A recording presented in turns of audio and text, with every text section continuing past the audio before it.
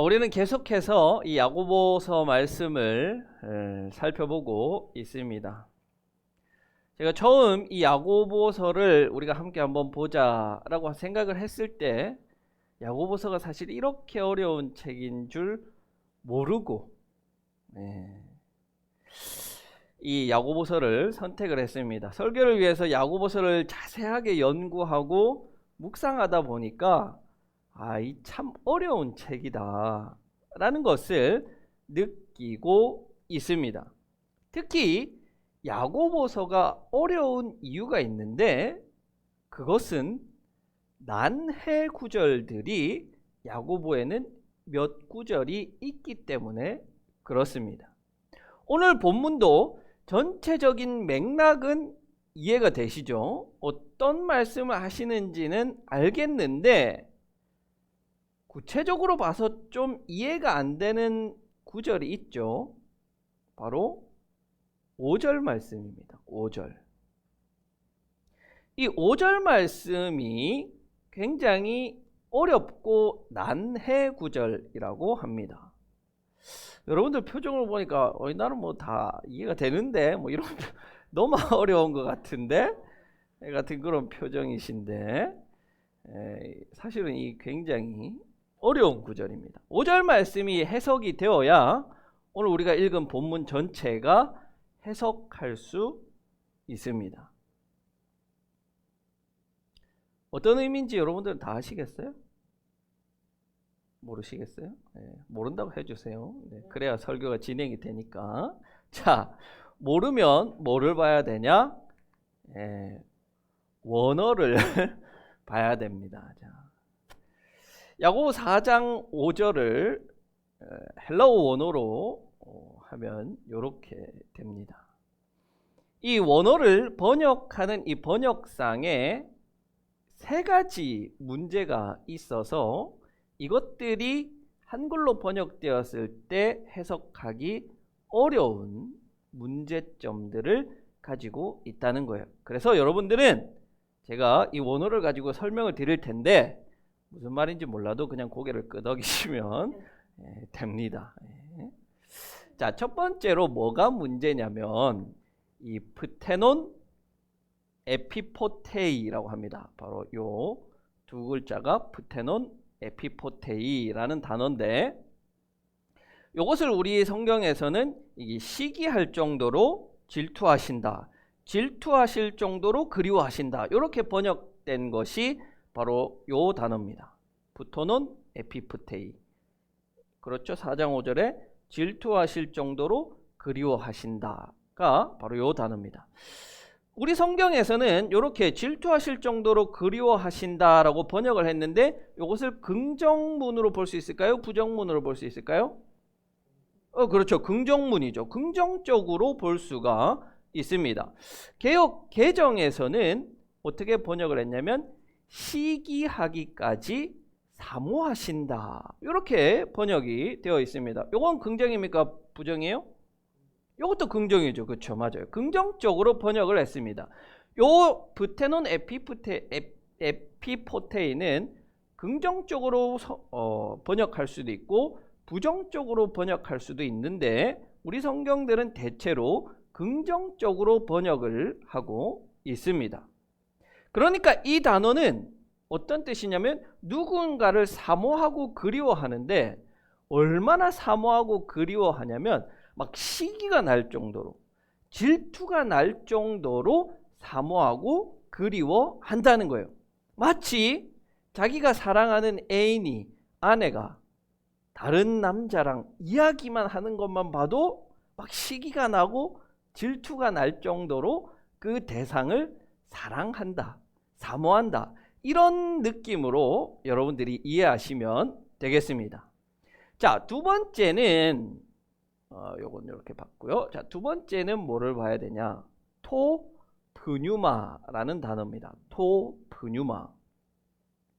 이 프뉴마라는 단어는 여러분 많이 들어보셨죠?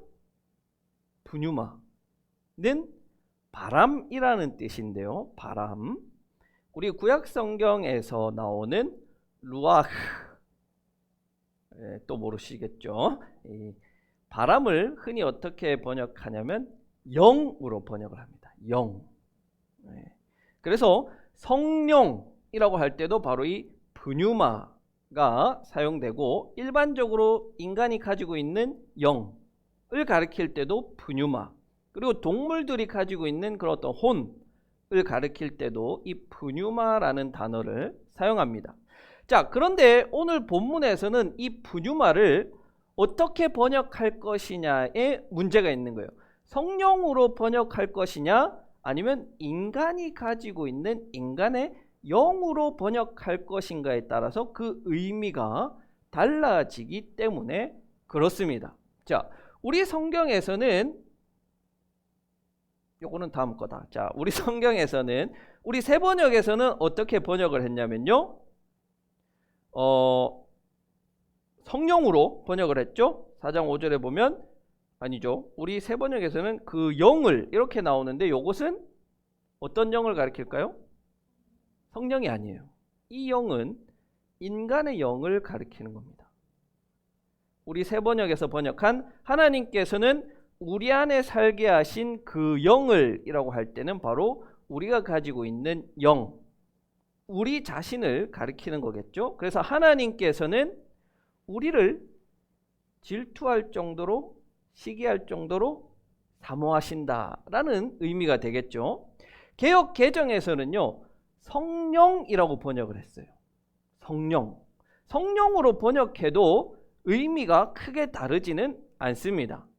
왜냐하면 요 세 번째 이유 때문에 그렇습니다. 이 토프뉴마를 주어로 번역할 수도 있고 목적어로 번역할 수도 있습니다. 도대체 무슨 말인지, 그렇죠? 자, 주어로 번역하고 목적어로 번역한 것의 차이가 바로 개역 개정과 우리 새 번역에서 요게 차이가 명확히 드러납니다. 자, 그 영을이라고 하면 요건 목적어예요, 주어예요?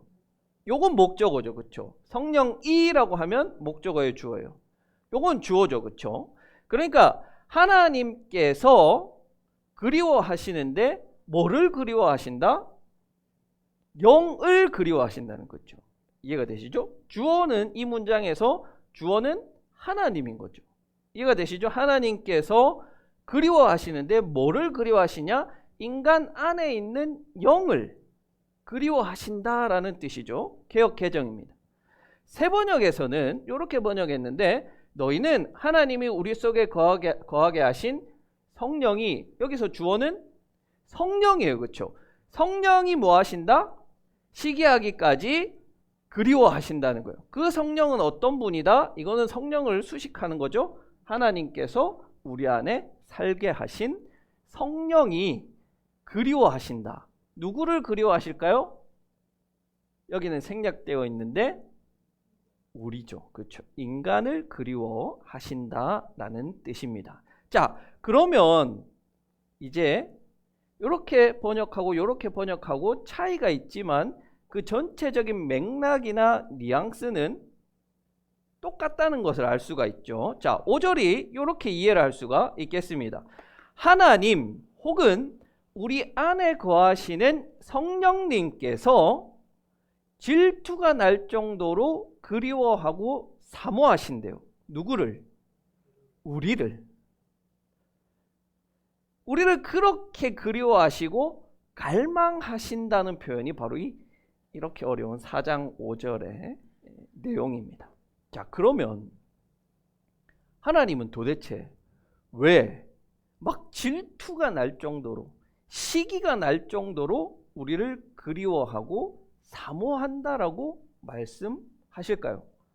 우리가 사랑한다, 사모한다 그러면 그냥 이렇게 하면 되잖아요. 근데 질투가 난다, 시기가 난다, 왜 그런 표현을 써서 사모한다, 갈망한다 라는 표현을 했을까요? 그것은 바로 4절에 그 비결이 있습니다.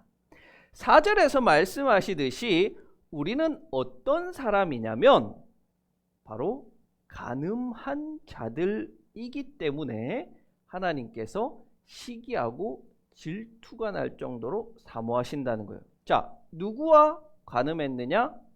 세상과. 세상과 간음한 자들이기 때문에 하나님이 질투가 날 정도로 그리워하신다는 거예요. 호세아 선지자의 그 예에서 알 수 있듯이 하나님과 우리는 부부의 연을 맺은 결혼한 사이라는 거예요. 그래서 하나님을 향한 일편단심, 순결하게 하나님만 사랑해야 하는데 바람 피웠어요. 누가? 우리가. 누구와? 세상과 바람을 피웠다는 거예요. 만약에 그렇게 내 남편, 내 아내가 바람을 피웠다면 우리는 어떻게 해요? 너 죽고 나 죽자. 이게 일반적인데 놀라운 것은 그렇게 우리가 세상과 바람을 피우는 그런 간음한 자들임에도 불구하고 성령 하나님께서는 시기가 나고, 우리가 왜? 세상과 바람을 피우니까 질투가 나는 거예요. 그럼에도 불구하고 너 죽고 나 죽자가 아니라 어떻게 하신다고요? 사모하신다는 거예요. 사모하신다. 우리를 갈망하신다는 거예요. 그것을 우리는 신학적으로 어떻게 부르기로 했냐면요, 은혜라고 부르기로 한 거예요. 은혜. 그게 은혜예요. 우리는 가늠한 사람들이에요. 세상과 바람핀 사람들이라고요. 하나님을 버리고 간 자들이에요. 하나님과 함께 살기로 약속했고 함께 부부의 연을 맺기로 약속했으면서 하나님만 사랑하기로 매주일 예배에 나와서 다짐하면서, 그러면서도 하나님께 도움을 구하고 하나님께 위로를 구하면서 정작 그 삶은 세상 속에 들어가면 세상과 바람피는, 세상을 그리워하는, 세상을 의지하는, 세상의 쾌락을 쫓는, 세상의 위로를 구하는 그런 삶을 살고 있다는 말이에요. 율법에 따르면요, 간음한 자들은 돌로 쳐 죽여야 돼요. 왜냐? 너무 부정하기 때문에 손이나 무언가가 그 사람을 닿으면 그 때린 사람도 부정해지기 때문에 그렇습니다. 그만큼 부정한 것이 간음이에요. 돌로 쳐 죽임을 당해야 하는 형벌을 받아야 하는 것이 하나님께서 정하신 법인데, 하나님은 그 법을 넘어서 여전히 우리를 그리워하시고 사랑하신다는 거예요. 갈망하신다는 거예요. 사모하신다는 거예요. 그게 은혜라고요, 여러분. 그게 은혜예요. 은혜는요, 내가 잘나서 받는 것이 아니라 내가 사랑받지 못할 존재예요. 더러운 존재예요. 부정한 존재지만 그럼에도 불구하고 사랑받는 것, 그것이 은혜라는 거예요. 우리가 함께 찬양했듯이 여러분들은 그런 사랑을 받고 있는 자들이라는 거예요. 그래서 다른 게 아니라 그 하나님의 은혜, 그 사랑과 사모를 받고 있는 자들이기 때문에 여러분들은 존귀한 자들이에요. 소중한 자들이에요. 다른 이유가 없어요. 돈을 잘 벌어서도 아니고, 똑똑해서도 아니고, 잘나서 못나서 죄인이어서도 아니에요. 피조물을 만드신 창조주께서는 우리가 옳고 그르냐를 따지지 않고 그렇게 무한히 사랑과 사모함을 부어주시는 분이시라는 말입니다. 여러분들은 그 창조주께서 부어주시는 그 무한한 사랑을 받고 있는 존재예요. 사랑받는 사람만큼 존귀한 자가 없어요. 자, 이것만 해도 놀라운데 더 놀랄 만한 메시지를 야고보 사도는 기록해 놓았습니다. 이렇게 큰 은혜를 우리가 받고 있는데 그것보다 더 큰 은혜를 우리에게 준비하여서 하나님이 주신다는 거예요. 아, 이것만 해도 너무 큰데 이거보다 더 큰 은혜가 있다는 거예요. 그것은 바로 우리가 죄인 되었을 때, 간음하는 불경건한 자일 때에도 우리를 사랑하시고 갈망하시는 하나님이 더 큰 은혜를 주시는데, 누구에게 주시냐면 그 더 큰 은혜는 교만을 물리치고 겸손한 자들에게 더 큰 은혜를 주신다고 말씀하십니다. 자, 일반적으로 우리가 교만이라는 것을 이야기할 때는 남을 업신여기거나 비웃거나 함을 통하여서 자신의 우월성을 드러내는 것이 교만이죠. 반대로 겸손이라는 것은 자신의 부족함을 인식하고 영적으로 통회하면서 하나님을 전적으로 의지하는 것이 겸손입니다. 하지만 여기서는 조금 다른 의미로 봐야 되는데, 그것은 하나님과의 관계 속에서의 교만, 하나님과의 관계 속에서의 겸손이라는 것으로 봐야 합니다. 자, 예를 들어서 우리가 하나님께 기도할 때, 기도하면서 우리는 어떤 것을 기도하냐면, 여전히 세상적인 물질이나 세상적인 행복이나 세상이 주는 풍요를 달라고 하나님께 기도합니다. 간음하는 자들은 어떤 자들이냐면 8절에서 말씀하고 있듯이 두 마음을 품은 자는 간음하는 자라고 말합니다. 마치 이스라엘 백성이 하나님을 믿으면서도 바알 신에게 가서 풍요를 주십시오 라고 달려가는 것처럼, 우리는 하나님과의 그 온전한 관계에서 누리는 샬롬의 평화, 그 안에서 누리는 행복을 누리는 사람들인데, 그것을 추구하면서 하나님께 달라고 요청해야 하는데, 그것을 구하지 않고 간음의 대상이고, 우리가 추구하는 대상이고 갈망하는 대상인 세상이 주는 행복을 추구하면서 그것을 하나님께 달라고 요구하는 그것이 교만이라는 거예요. 두 마음을 품는 거라는 거예요. 간음하는 거라는 거예요. 하나님을 기만하는 거죠.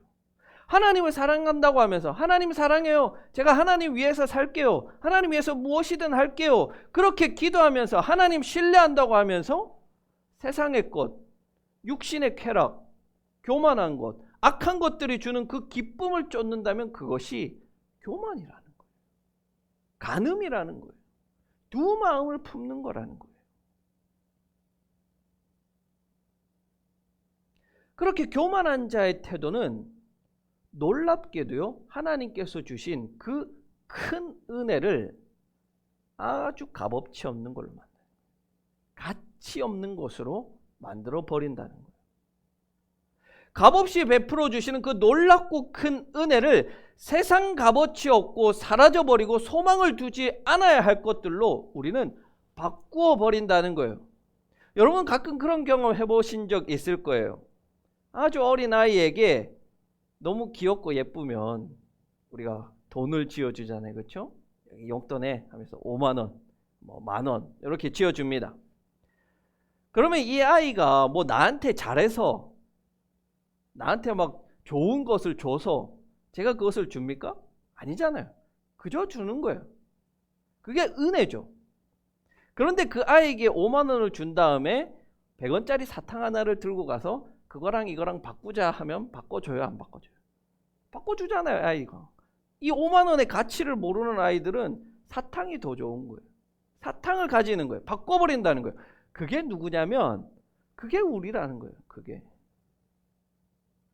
하나님께서 베푸시는 무한하고 영원하고 어디에서도 구할 수 없는 그 영원한 사랑, 그 나를 사모하는 그것을 정말 하찮은 사탕 하나로 바꾸어 버리는 게 우리라는 거예요. 교만한 자들, 두 마음을 품은 자들의 모습이라는 거예요. 그것이 무엇이냐면요, 하나님의 은혜를 값없이 없게 만드는 거예요. 값싼 은혜로 만드는 거예요. 자, 그러면 어떻게 해야 됩니까? 그러면 어떻게 우리는 하나님께서 우리에게 베풀어 주신 이 값비싼 은혜를 소중한 것으로, 비싼 것으로, 가치 있는 것으로 만들 수 있을까요? 어떻게 우리는 하나님께 복종하고 겸손하여서 악마를 물리칠 수 있을까요? 9절에서 말씀합니다. 괴로워하십시오. 슬퍼하십시오. 우십시오. 근심하십시오. 이건 또 무슨 말일까요? 울면 하나님의 은혜가 값어치 있어지는 걸까요? 근심하면, 걱정하면 하나님의 은혜가 비싼 은혜가 되는 거예요. 이 표현들은요, 모두 다 회개할 때 나타나는 모습들이죠. 슬퍼하는 거예요. 괴로워하는 거예요. 우는 거예요. 근심하는 거예요. 언제? 회개할 때. 참으로 하나님 앞에 자신의 죄를 자복할 때 나타나는 모습인 거예요. 그렇게 참으로 자신의 교만, 하나님의 은혜를 값어치 없는 것으로 바꾸고 간음하고 악마에게 복종하고 세상과 가까이 지낸 자신의 모습을 회개할 때 슬퍼하고 괴로워하고 울고 근심하게 되는 거예요. 철저하게 자신의 그 세상적인 욕심과 모습을 회개하는 모습인 거예요. 그게 우선인 거예요. 그게 회개가 우선이에요. 모든 성령의 역사와 하나님의 일하심과 우리 신앙의 출발점은 나의 죄를 인정하고 나의 지난 날을 자복하고 슬퍼하고 그것으로부터 완전히 돌이키는 회심, 회개로부터 시작하는 것입니다. 회개가 없이는요, 아무런 일도 일어나지 않습니다. 철저한 자기 죄에 대한 자복 없이는요, 하나님의 은혜를 값어치 있는 것으로 만들 방법이 없습니다. 자, 그렇게 우리는 회개하는 자지만 우리는 이미 회개한 자들이죠. 회심한 자들이죠. 그렇게 회심한 자들은 어떻게 살아가야 하는지 8절에 나옵니다. 8절에서 말씀하시기로 하나님께로 가까이 오랍니다. 하나님께 가까이 오라는 거예요. 그러면 하나님께서 예비하신 더 큰 은혜가 하나님께 가까이 오는 자에게 주어진다는 거예요. 그 더 큰 은혜는 뭐냐? 하나님께서 내게로 가까이 오신대. 내가 하나님께로 가까이 가면 하나님께서 내게로 가까이 오신다는 거예요. 우리가 흔히 그런 표현 하잖아요. 몸이 멀어지면 마음도 멀어진다. 우리는 왜 하나님을 버리고 세상과 간음했을까요? 누구와 가까우니까? 세상과 가까우니까. 하나님은 멀고 세상은 가깝기 때문에 그렇습니다. 미운정이라는 말도 있죠. 세상의 악한 것 가까이 해서는 안 되는 것을 알면서도 우리는 세상 속에 살아가다 보니까 그것과 가까이 있다 보니까 보이지 않는 하나님은 너무나도 우리와 멀고 보이는 이 세상은 우리와 너무나도 가깝기 때문에 내가 그것을 미워하더라도 미운정이 생기네. 그것을 보고 싶지 않더라도 보게 되는 사랑이 싹트게 마련인 거예요. 그래서 우리는 지금까지 세상과는 가깝고 하나님과는 멀었기 때문에 세상과 정이 나고 싹이 터서 바람을 피운 거예요. 그럼 어떻게 해야 되느냐? 돌이켜서 하나님께로 돌아가야 하는 거예요. 하나님께 가까이 나아가야 하는 겁니다. 하나님은 우리에게요, 한결같이 말씀하세요. 어떻게 말씀하시냐면 나를 찾으라, 구하라, 나에게 가까이 오라. 그래야면 내가 너희에게 가까이 가겠다. 내가 너희를 만나 주겠다. 우리 하나님은 눈에 보이지 않지만 세상 도도에서 우리에게 눈길조차 주지 않는 저 아름다운 누군가가 아니라 우리가 만나주세요, 만나주세요 하면 만나주시는 분이라는 거예요. 우리가 사랑하면 우리에게 사랑을 주시는 분이라는 거예요. 우리가 가까이 가면 우리에게 가까이 오시는 분이시라는 거예요. 마치 허랑방탕하게 사는 그 둘째 아들이 아버지께로 돌아왔을 때 아버지가 아무런 대가 없이 그 자녀를 그저 받아준 것처럼, 그 자녀의 잘못을 책망하지 않고 그저 자녀이기 때문에 받아준 것처럼 하나님은 그렇게 하나님께 가까이 나아가는 자들을 아무 조건 없이 받아주신다는 말입니다. 하나님은요, 그렇게 참 인자한 아버지처럼 항상 우리를 기다리고 계십니다.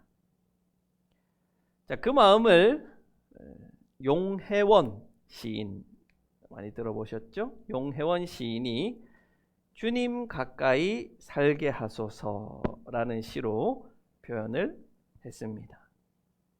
어떻게 표현했는지 한번 들어봅시다. 주님 가까이 살게 하소서. 죄악으로 인하여 다가온 고통과 고난과 슬픔으로 남을 원망하지 않게 하소서. 죄악이 기쁨을 뺏어가 주님 용서하사 나를 새롭게 하소서. 모든 죄악의 터널에서 빠져나오게 하사 주님 가까이 살게 하소서. 나의 삶의 방향을 주님께로 돌리게 하소서. 주님을 늘 가까이 만나게 하소서. 주님을 멀리서만 바라보거나 멀찍이 따르지 않게 하소서. 수많은 죄의 유혹들이 나에게 손짓하오니 주님 가까이 살게 하소서. 날마다 기도하며 유혹하는 사탄의 손짓을 떠나 온유하신 주님의 모습을 바라보게 하소서. 내 마음을 다스리사 갇혀버린 나의 물을 벗어버리고 주님 사랑 안에 살게 하소서. 주님 가까이 주님 사랑 안에 사는 우리 북삼 초대교회 성도들이 되기를 간절히 기원합니다.